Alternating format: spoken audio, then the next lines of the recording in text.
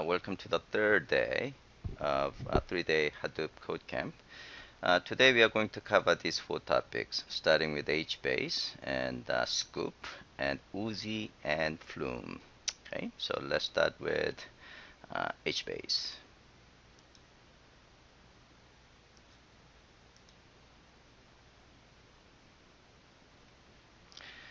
So these are the set of topics we are going to cover. We are going to learn what is and why HBase, and we are going to see how we can actually use HBase shell. So HBase provides a shell in which you can create table, you can add some rows and column families and things like that. And then we are going to spend some time learning architecture and data model. And then we are going to see how you can store data into HBase table using pick and hive. And we also learn how we can access data in the HBase table using pick and hive. And lastly, we can see how we can access HBase table using REST and Thrift. So what is and why HBase? HBase is a kind of NoSQL database. So NoSQL is a general term, meaning the database is not RDBMS. It doesn't mean it's not RDBMS. It's actually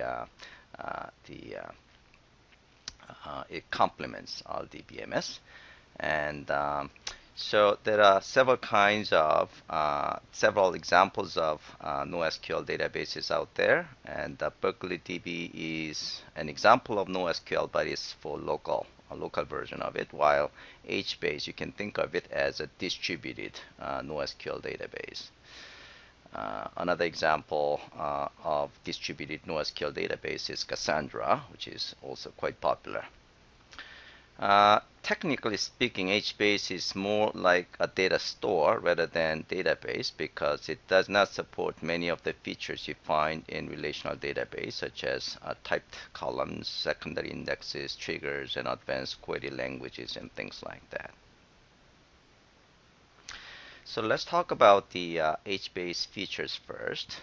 So it provides a strongly consistent read and write. What that means is that all clients, after writes are done, all clients should actually see the same data. As opposed to eventually consistent. Eventually consistent means that there could be a gap when a write is done, some clients might see the data and some clients don't, but eventually they will see them. Okay? This makes it very suitable for tasks such as high-speed counter aggregation. So strongly consistency of HBase allows this high-speed counter aggregation kind of functionality. Automatic sharding, what that means is that HBase tables are distributed on a cluster of regions, and regions are automatically split and redistributed as your data grows.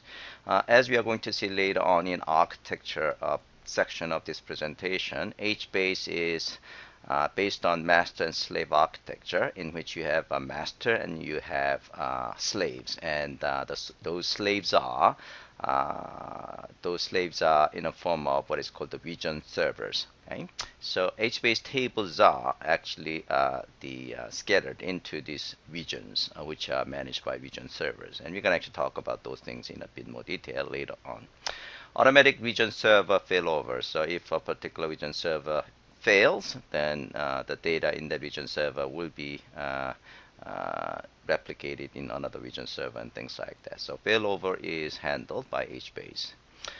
Hadoop and HDFS integration. So HBase is built on the top of HDFS.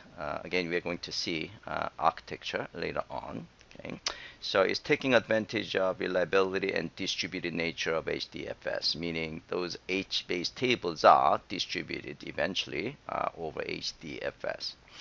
MapReduce. HBase supports massively parallel processing via MapReduce for using HBase as both a sink, source and sink. So you can actually build and run the MapReduce applications taking advantage of the data saved in HBase as a source, or you can save the result of that MapReduce job onto HBase table. It does provide multiple clients, so you can certainly have a Java API, a Java client, and you can also access HBase through what is called the thrift and rest. So we can actually talk about this later on in a bit more detail. Basically, these are clients talking to HBase table through thrift and rest server. So these are the clients in the typically not Java clients. It does support what is called the block cache and Bloom filters, and so it's actually for query optimization. Bloom filters provides lightweight in-memory structure to reduce the number of disk writes for a given get operation. So again, you can think of it as the optimization for query operation. And operational management, so it does support built-in web pages. We're going to actually take a look at that from our in our hands-on lab, and it does also support JMX matrix, so you can use JMX client to be able to actually find out more the information about the HBase server. So when to use HBase, when not to use HBase. Okay, so use it when you have a large data set. So we are talking about hundreds of millions or billions of rows and columns. Okay, and use it when you can live without all the extra features that RDBMS provides.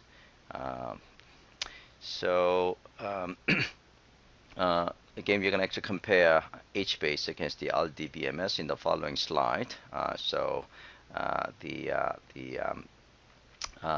Each of these technologies, HBase and RDBMS, they are actually designed for different purposes. Use it when you have enough hardware. So it's actually built on the top of HDFS. So and it also actually has to have a server hosting HBase master and Zookeeper, and also regional server and things like that. Okay. So in production environment, you expect to have the nodes that host the data nodes, and also in the case of HBase, you also have to have servers. The HBase, you also have to have the nodes that host this master and region servers and Zookeeper. We're going to actually talk about Zookeeper in a bit more detail later on. Okay, so let's compare HDFS against the HBase. So HDFS is a distributed file system that is well suited for the storage of large files, and it is not for low latency, meaning it's actually high latency and batch oriented. Okay, and which means it does not provide the fast individual record lookups in files. Okay. On the other hand, HBase is actually built on the top of HDFS. However, the key difference of HBase from HDFS, for that matter Hive, is that it provides fast record lookups and updates for large tables. So it is designed for low latency access. Okay. So we talked about the Hadoop is designed for batch operation, which takes a long time. So it's not for fast query operation. So HBase is designed to actually provide a fast query operation, fast record lookup. So it's trying to complement the Hadoop in that respect. Okay. HBase internally puts your data in indexed store files that exist on HDFS for high-speed lookup. So it does have its own store files. We're going to actually see that architecture in a few minutes to support this fast record lookups and queries. Okay, so exercise 0 is basically starting HBase server. As a default, HBase server is deactivated in your quick start VM. So let's take a look at the lab documentation.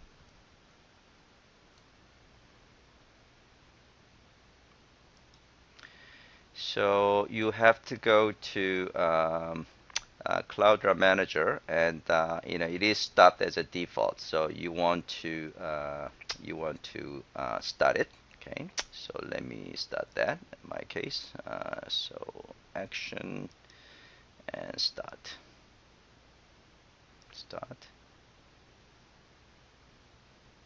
Okay.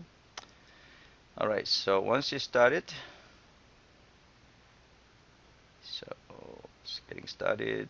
Eventually, we're gonna just close it, and then you should see HBase 1 is made of one master, and in this case, one regional server because it's a single node configuration, and it does also have what is called the HBase Thrift server, so that you can access HBase table from Thrift client. Okay, so 3 servers get started. You can access HBase through HBase Web UI. So you can click Master, and then you can click HBase Web UI right here. Then you should be able to see a bunch of information about your HBase configuration. You can see HBase root directory is actually on this URL. Okay, so you can see H20 is the HDFS root, right? So what it means is that HBase is on the root. So we'll take a look at that. Okay, and you should be able to see, if you actually scroll down a bit, you should see some HBase tables, if those tables have been created. In your case, you probably have not any tables created, so you probably have null. You don't see anything here. Okay, so let me just oops. So it is done. So you go to master, and let's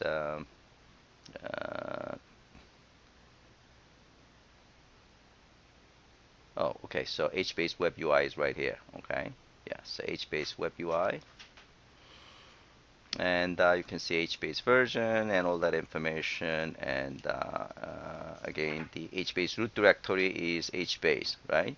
Okay, so I can actually go to I can go to HBase name node, and if you browse the file system, you should see the HBase is right here. Okay, so I have in fact several tables created. Okay, but you should be able to go down here, and these are 3 tables that I have created already. Okay, and and it does have a regional server information. So again, HBase is built on the top of master and slave architecture, meaning it has a master and it does have a multiple regional servers. And in this configuration, you have a single regional server. Okay. All right. So that is lab exercise. And you can take a look at some of the configurations. So let's take a look at regional server configuration. So regional server configuration has, in this case, HBase memstore flush size. We're going to talk about the concept of memstore later on. Memstore is like an in-memory where it's going to actually save whatever the added entries, and then later on it will be flushed to the disk, okay, to the H file. So it happens. This is the 120 megabytes, meaning it will be flushed when the data in the mem store reaches 120 megabytes. Okay. All right. So let's yeah. So I'll let you guys do this one for 5 minutes. Okay.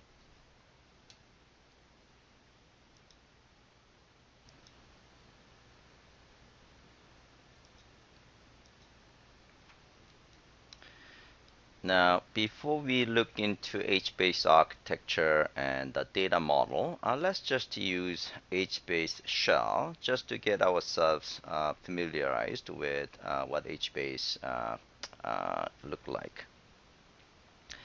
So you can create HBase table, you can add rows, get update and delete the row within the shell. Okay, so on the left you see I'm creating a table called my HBase table, and then you specify what is called the column family. Okay, and on the right side this screen you are going to see you can add this is the meaning you are actually adding a row. Okay, so I'm adding this is my table name, and this is the row, and then this is a column family, and this is the column. So we're going to actually talk about the concept of column family in a bit more later on. So one difference between HBase table from relational table is that HBase has a concept of column family. You can think of column family as a collection of columns. Okay, so in relational database, you have just the columns in a table, right? HBase has another layer, the between table and the columns. That is a column family. Okay, so in this case, CF is actually the name of the column family, and A is the name of the column. And in this case, is actually a same column family. I'm actually adding the column B and the value 2. Later on, you can actually scan your table. So you can see these are the names of the rows, and we have column, and column has column family and column name. And it does also have a timestamp automatically added, and then you have a values. Okay, so we're going to do this one in the hands-on lab, so we'll have some time to play around with this. All right, so that's exercise 1. Okay, so exercise 1, this is just to get our hands a little bit dirty first, okay, to get the sense of how HBase works. So in order to start HBase shell, all you have to do is say HBase shell, okay. And within the shell, we are going to first create a table. You can also see, you can do help and to find out the commands that you can execute. Okay, so there are a lot of commands you can do. All right, now we are going to create a HBase table. Okay, so we are going to name as my underscore HBase table, and then I'm going to add a single column family called the CF. Okay, and then if you say list, it will give you all the tables that have been created. Okay, so let's try to create. I'm gonna just copy this guy. I'm gonna just do a few things first and let you guys do this. Okay, all right, so I'm creating my HBase table with a single column name. Oops, looks like it didn't like it. Oh, so in my case, table is already exist. Okay, that's why. All right, so let me just list it. And yeah, I have my my HBase table already. Okay, so if I scan my HBase table, it should actually give me the result of 4 rows, and I have added and all these things. Okay, so let me just explain this, and I'll let you guys have some time to play around with this. Okay, all right. So and then you can certainly take a look at the directory HDFS name node. You can go to browse file system, and then this is where HBase is maintaining its table. So you go HBase, and then you should see the table you just created here. Okay. And for now it doesn't have any data. Okay, now we are going to add rows, so we're gonna say put name of the table. I'm adding a row 1, and I'm adding a column called A into column family CF, and the value is going to be value 1. So I'm doing this 4 times with the different columns, so I can scan it again. Okay, and now I am going to get and update a row. So I can say get name of the table, and then I specify the name of the row. Okay, and I should actually have this column A. Okay, and this one so you can update the row. So I'm actually updating this guy. Okay, and then when you say get, it should display updated value. and you can delete the row. Okay, and when you delete the row and then you can scan it, then you should actually remove it. Okay, let's see. And then you can delete the table as well. So before you delete the table, you have to disable it. Okay, so you have to disable the table and then drop it. If you try to drop it without disabling, you're going to experience some message will get displayed that you cannot drop the table before you disable it. Okay, and then you can verify if your table has been dropped. Okay. All right. So key point of this exercise is that you can actually perform pretty much like a real-time the table access, just like you do with a relational database, right? So HBase provides that kind of low latency the operations. Okay. So I'll give you guys 10 minutes to try this exercise.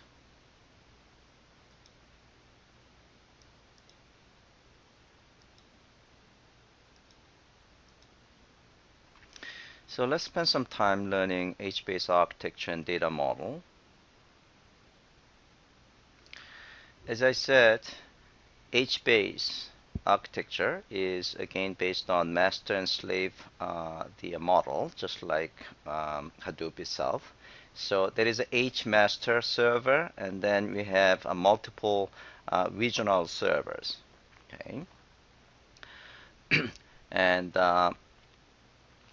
regional servers will have regions. It could have multiple regions, by the way, and each region has what is called HStore. Store contains store files and memstore, and we'll talk about the relationship between memstore and store files. Okay, and eventually these files are going to be written down to Hadoop HDFS. Okay. So just to sum things up, table is made of regions. Okay, so when you create a table, it is going to be made of multiple regions. You can think of a region as a range of rows stored together. And initially, when you create a table, and if it doesn't have enough data, it will be maintained in probably a single region. And as the size of the table grows, it will be dynamically split and then move to split and distributed to multiple regions. Okay, so this dynamic splitting and the merging will be done by the HBase framework, and again based on some configuration values. And region server serves one or more regions. Okay, so as we have seen here, a region server could have multiple regions. However, one region is served only by one single region server. Okay, so region server could have multiple regions, but those regions are not duplicated. Okay. Master server is responsible for managing cluster of region servers. Okay. The HBase stores, eventually HBase stores its data into HDFS. So it relies on HDFS distributed file system. So the reliability comes from HDFS level rather than region server level, meaning region server will have a single region, which is basically the range of rows. Okay, and that region is not going to be duplicated, so you might want to ask, isn't that going to be actually a problem from the reliability perspective? No, because that region eventually will be saved over HDFS, which provides reliability. Okay. HBase utilizes a zookeeper for distributed coordination. So you can think of zookeeper as a general purpose tool for distributed coordination. So we're not going to talk about that much on zookeeper. So when you are running HBase, you have to have a zookeeper up and running. Okay. So if you actually go to Cloudera Manager, you actually see. Let's actually go to Cloudera Manager, and when you start the HBase, it also start zookeeper. Okay. So zookeeper here. Okay.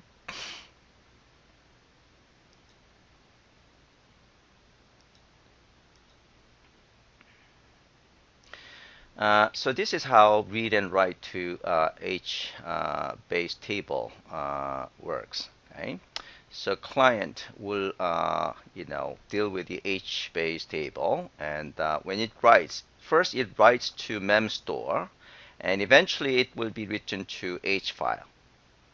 Okay, and in terms of read, it's going to take a look at memstore if it is there. If it's not, then it will go to H file. Okay. Now let's talk about memstore a bit more detail. Okay, so memstore actually provides several roles. It does actually provide several benefits, I would say. First, it stores data ordered by row key. The reason is because of the HDFS limitations. The HDFS is designed for sequential read and write, and with no file modification allowed. Okay, so we talked about this one before, right? So HBase cannot efficiently write data to disk as it is being received. So when you try to add a row, okay, it cannot actually add it to HDFS directly. So the written data cannot be, and so written data will not be sorted, which means not optimized for future retrieval. So it will be saved in memstore in the sorted fashion. So that's basically what this second bullet says. To solve this problem, HBase buffers last received data in memory and sorts it before flushing. So we have seen memstore flushing the threshold, right? So if you remember, let's actually take a look at the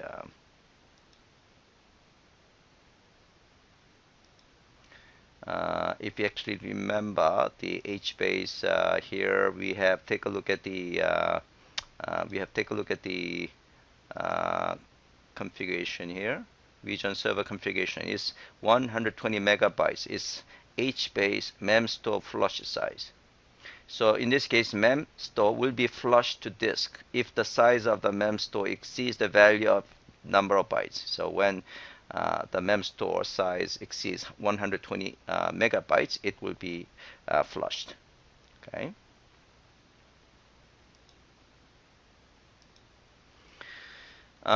It also acts as an in-memory cache, which keeps recently added data. So this is useful in numerous cases. Typically, the user is actually querying against the data that has been written recently rather than older data. Okay, so that's the reason in this picture. So let me just go back here.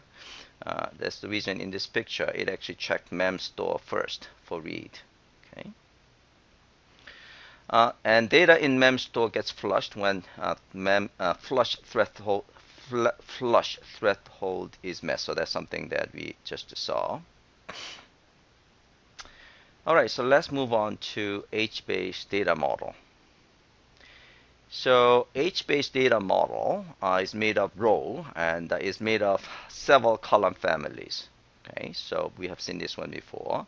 And column family is made of several columns, and the column represent a field. Okay. Yeah, the reason they introduced the concept of column family is because in many cases, the query operation is going to be performed against a particular column, right? If you have a temperature of millions of days or whatever, you're dealing with a particular column. But in many cases, there could be, in fact, related columns on that, right? So that's the reason, column family is a collection of columns that are relevant so that those column family will be queried, okay, rather than other column family, okay? So it's a way of actually optimizing the query operation, okay? So if you see this picture, we have a row key and we have a column family 1, column family 1, column family 2, and things like that. Okay.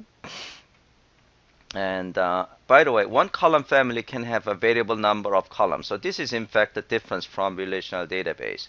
The column family, I mean, you can dynamically add data without actually being confined to a particular strict schema. Okay, so which means that you can add, excuse me, you can add rows with new columns and the new column family and new columns and things like that. So this is actually very flexible. Okay. All right. And in many cases, you might in fact have, the many cells have a null value because some values are not probably there. Okay. And cells within a column family are sorted physically. Okay, the concept of row-oriented and column-oriented. You can think of RDBMS is row-oriented, while HBase is column-oriented. What that means is that pretty much all the operations against HBase tables are per column. Okay, so that's basically what we are talking about. Okay, so in row-oriented relational database model, we have rows. Each of these rows are strictly, meet the schema. In the case of column-oriented, basically we have millions of columns, millions of data per column.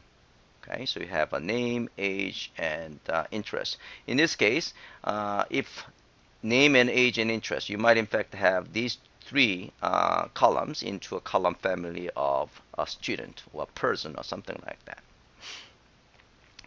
Okay, so if we compare row-oriented database versus column-oriented database, so again, typically row-oriented database, we are talking about relational database, while column-oriented database, we are talking about HBase is one example. Okay. So in row-oriented relational database, we are typically dealing with a small number of columns and small number of rows compared to HBase. HBase, we are talking about very, very large number of I shouldn't say columns. I should say, a large number of entries in a column. Okay, so we're talking about tens of millions of entries in a column. Okay. The row-oriented is query model is reading a set of rows. You perform query operation. You want to actually find out, you want to retrieve a set of rows that meet query condition. While in column-oriented, query model is typically aggregation against the column values. For example, I want to actually find the average temperature of average temperature of a column called temperature. Okay, you want to actually find the max or minimum of the temperature column and things like that. So column-oriented is typically used for aggregation, meaning OLAP, analytics operations. In column-oriented database, high compression is possible due to duplicate values in columns. If you have millions of values in a column, it's highly likely that a lot of duplication, meaning in terms of values, right? So you could actually have the compression performed against it. Okay, so that's possible in column-oriented database. Okay, so storing data into database. So there are multiple ways you can store bulk data into HBase table. So you can use Pick, you can use Hive, you can use MapReduce, you can use Flume. Okay, so here we're going to actually take a look at a couple of examples. So this is an example where we can store data into HBase table using Pick. So the first step you have to do is you have to create HBase table first. Okay, so you are going to say create my user info table. That is the name of the HBase table. And so that is something that we have already created in our exercise 1, right? And then you provide a column family. So in this case, you are creating 2 column families, personal and miscellaneous. Okay? And step 2, now you are going to use a pick statement to store data into HBase table. So we are going to say store, and then you are going to specify your input directory, and then you say into, and then you can specify the location of your HBase table by using HBase URL and then my user info table. Okay, now this is actually another storage class that we actually talked a little bit before, right? So here you can see, I'm actually using custom HBase. Well, this comes with the HBase, okay? So it's a readily available class. So I'm using HBase storage class, okay, to store the data in my, in HDFS to the HBase table. So in this case, I'm storing into personal column family and the name, and personal column family and age column, and this one hobby and city. So name and age and hobby and city, that those are coming from the user info final. Okay, so we can actually do hands-on lab on this one. Okay, and we are actually assigning to a name column of personal column family, and age column of personal column family, and hobby and cities are going to be stored into hobby and city columns of miscellaneous column family. Okay. All right. So that's exercise 2. So let's take a look at the exercise 2.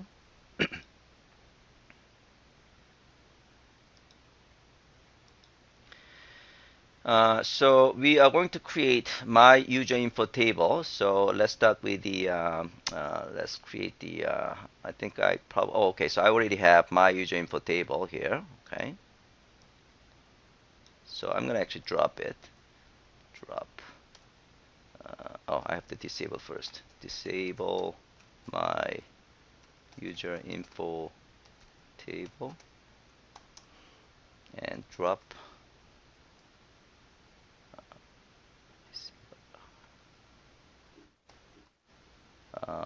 Okay, maybe, yeah, it says disable. I should actually say disable table. I forgot. Oh, okay. Oh, I have to actually have the quotation. Okay. Okay, my user info table quotation. Let's try it one more time. Disable my user info table. Okay, so that should work. Okay, so it's done. So now I'm going to oh, okay, I have to drop, and I am going to drop.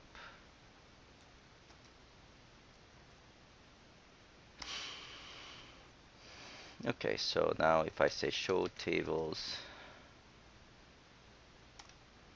oh, what was that, show tables?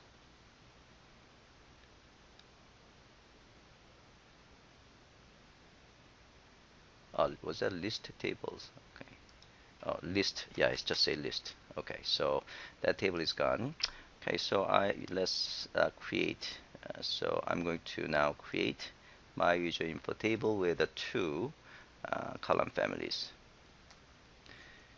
Okay, so now I can actually scan it to make sure my user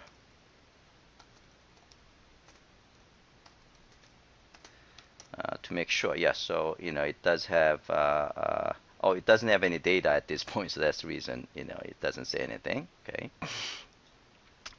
Okay, so now we are gonna actually store yeah, so we are going to actually run this this pig file, a pig script. Okay, so let's take a look at the pig. So I'm gonna actually go here. Let's go to Hadoop and HBase, and that is the sample pig directory. So if you take a look at this one, we have a store data into HBase via pig script. Okay, so if you just take a look at the contents of this guy, so basically what we are going to do is so this is the we perform inner joins. So this is something that we did yesterday, right? So once this is done, the user info will have these 3 entries. Okay, so this is a comment. Okay, so we have 3 users with this, and then we are going to get just the we are going to perform for each user with generate positional the parameter 1, 2, 4, 5. So it's starting from 0. So we are going to actually get Sang Shin and age, and then we skip the user 1 again, and golf and New York City. So that's what we are going to have here. Okay, yeah, okay. And then we're gonna rank it. Rank is basically you're generating a key in a sense, okay? And then we just filter user rank by 0 is not null. So you just want to make sure that that rank value is not null. So what we are going to have is, in this case, is like this. We just add 1 to 3 as rank, okay? And then we are going to store, okay? So we are going to just perform this. We are going to actually run this script. So we are going to just say pick.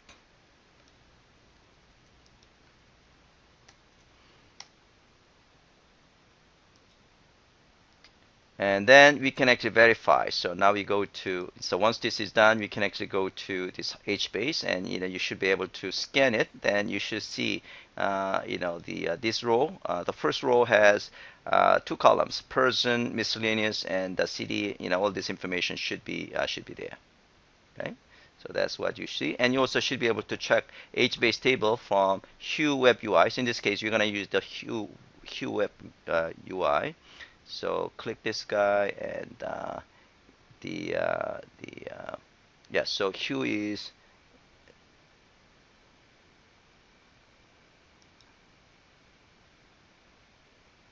where is the Hue? Oh, HBase. Yeah. So this is the one. If you click the HBase here, okay, on the left here, you should see the table, my user info table. Okay, and then you can actually when you click the my user info table, it will actually graphically represent the contents. Okay, so you can see column families are in single column. So we have a miscellaneous column family and a person column family. Okay, so we have 1 row, 2 row, and 3 row. Okay, all right. Okay, so I'm going to give you guys about the 10 minutes to try this exercise.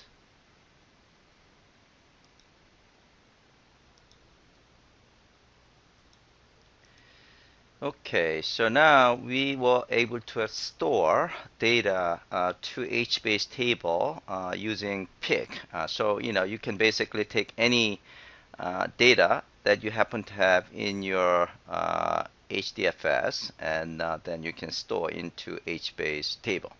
Now this part is accessing data in HBase table using pick or hive. Okay. So in this case, we are going to actually use Hive. So first, you are going to create Hive table from existing HBase table. So we learned Hive yesterday. You can use external, external operator to specify that you are creating Hive table, but the actual data is someplace else, right? So here, create external table. The name of my Hive table is going to be my user info Hive table, and I specify the schema. Okay, remember when you create a Hive table, you provide schema, right? So here, key, name, age, hobby, and city. Okay, now we are going to use HBase storage handler class to read data from HBase table. And then 30 properties and table properties. 30 properties are for setting the columns, and table properties to set the table. So in this case, table properties meaning I'm actually using HBase table, which happen to be the name of my user table, and the columns I'm actually accessing is the person name, person age, miscellaneous hobby, and miscellaneous key. And yeah, so that's basically it. So once you have done this one, then you can query Hive table using HiveQL. Okay. All right, so that is exercise 3. Let me just finish up the presentation first, and then we'll get to exercise 3. Accessing data in HBase table using REST and Thrift interface. Okay. So HBase table could be accessed through a Thrift and REST gateway. These are the servers that receive incoming requests. So incoming requests could be, in the case of REST, it could be any REST client. It could be even browser, right? Because any REST client can send just HTTP request to access your HBase table. Okay. And the Thrift interface is a bit more lightweight and hence faster than REST interface. And again, this is to allow non-Java languages to access HBase over Thrift by connecting to Thrift server that interfaces to Java client. Okay, so if in fact if you take a look at the our Cloudera manager, you see we have one HBase Thrift server, right? But REST server is not started automatically, so we can actually test the REST part of it. That could be in fact a lot easier to deal with. Okay, we have Thrift server up and running, but I have not created hands-on lab, accessing this Thrift server. So basically I can create a Java code, that access this Thrift server and then access HBase table. Okay. Now let's actually take a look at the exercise 3. So that is create Hive table from HBase table externally. Okay. So if you take a look at the Hive command, okay. So if you go to sample Hive, we have a single Hive script here. So if you take a look at the contents of it, it's basically, so this is what I showed you in the slide, right? We are creating my user info Hive table, and and from the my user info HBase table. Okay, so we can run this guy. So we are going to Hive F and the table, and then we should be able to perform from the Hive shell to perform Hive operation. Okay, so this is HBase. So let me just open another terminal. I'm going to just use this guy.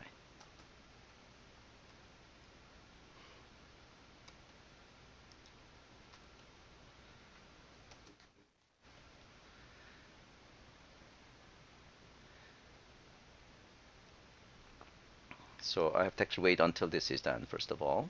Okay.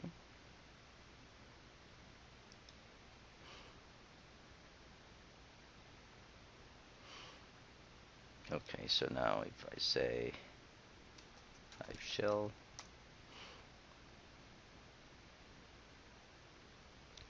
execution. It already exists in my case. Okay, so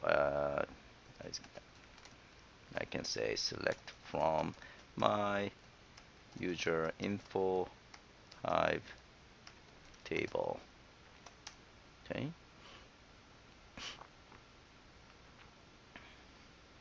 And it should display these 3 persons. Yeah, like this. And you should be also go to the name node, and we should actually go to the Hive user Hive warehouse, and we should see my user info Hive table here. Okay.